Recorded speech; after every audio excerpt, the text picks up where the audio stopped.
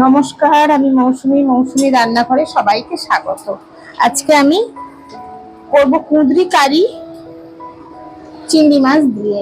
সেই জন্য প্রথমেই কুঁদরিগুলোকে গোল গোল করে কেটে ধুয়ে এখানে রেখেছি, আর কড়াতে সর্ষের তেল দিয়ে চিংড়ি মাছগুলো ভেজে রেখেছি। এবারে এই তেলেই আমি কুঁদরিগুলো দিয়ে দিচ্ছি।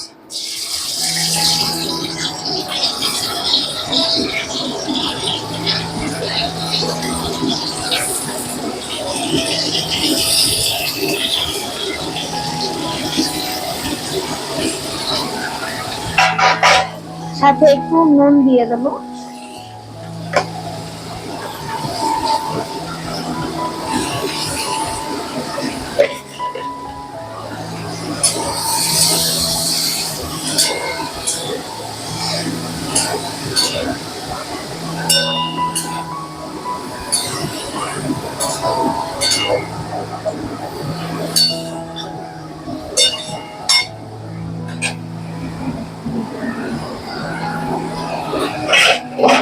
এবারে আমি এটা একটু ঢাকা দিয়ে কিছুক্ষণ রান্না করব।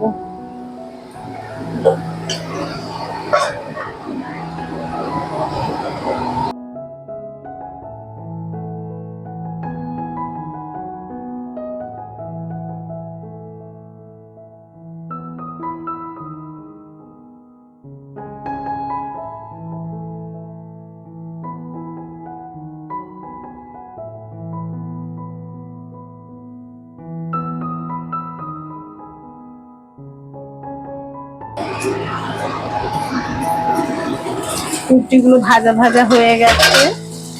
এবার আমি মশলাগুলো এক এক করে দেব। প্রথমেই দেব আদা বাটা, তারপরে দিচ্ছি হলুদ গুঁড়ো, গ্যাসটা কমানো রইল। হলুদ গুঁড়ো দিচ্ছি, লঙ্কার গুঁড়ো,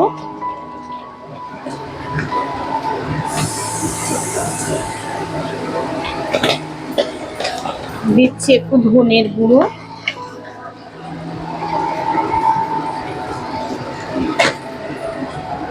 আর টমেটো পিউরিটা দিয়ে দিচ্ছি।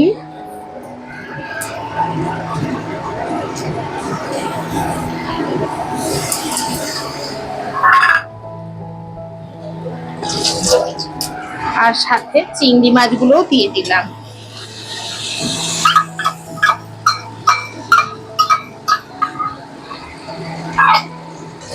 দিয়ে এগুলো ভালোভাবে মিশিয়ে নেব।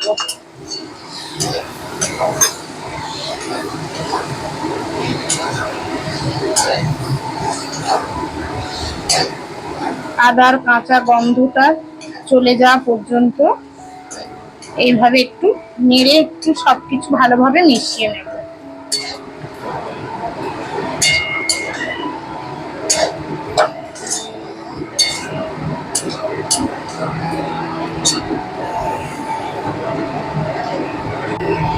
এখানে আমি মশলা ধোয়া বাটি একটু ভালো করে ধুয়ে একটু জল দিয়ে দেব।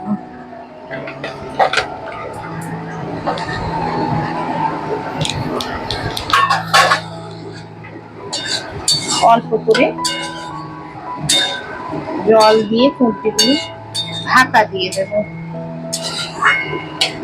মশলাগুলো ভালো করে কুঁদরির ভেতরে ঢুকে যায়।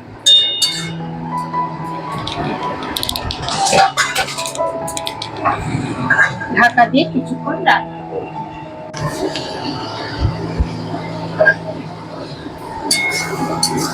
দেখি কুঁদরিগুলো কতটা সেদ্ধ হয়েছে। একেবারে এই সময় আমি নারকেলের দুধ এক বাটি তৈরি করে রেখেছি, এটা এর মধ্যে দিয়ে দিলাম।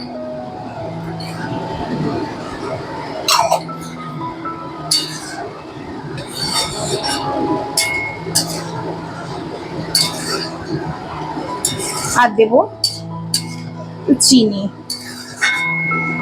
চিনি যদি না খান না দেবেন, আর দিলে দেবেন। আমি খুবই অল্প সামান্য একটু দিচ্ছি, শুধু দেখানোর জন্য।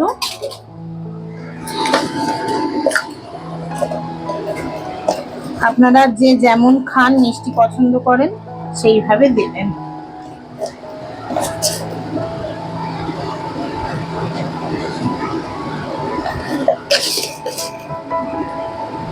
মিষ্টিটা আমারও বেশি খাওয়া উচিত নয়, তবুও রান্নার প্রয়োজনে আমাকে দিতে হয় অনেক কিছুই।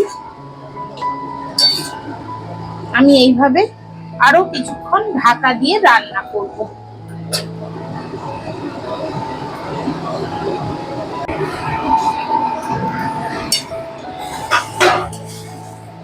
একবারে মাখো মাখো হয়ে গেছে, শুকনোই বলতে পারেন, ঠান্ডা হয়ে গেলে আরো শুকনো হয়ে যাবে, গায়ে মাখো মাখো হয়ে যাবে। এবারে আমি এটা নামিয়ে নেব।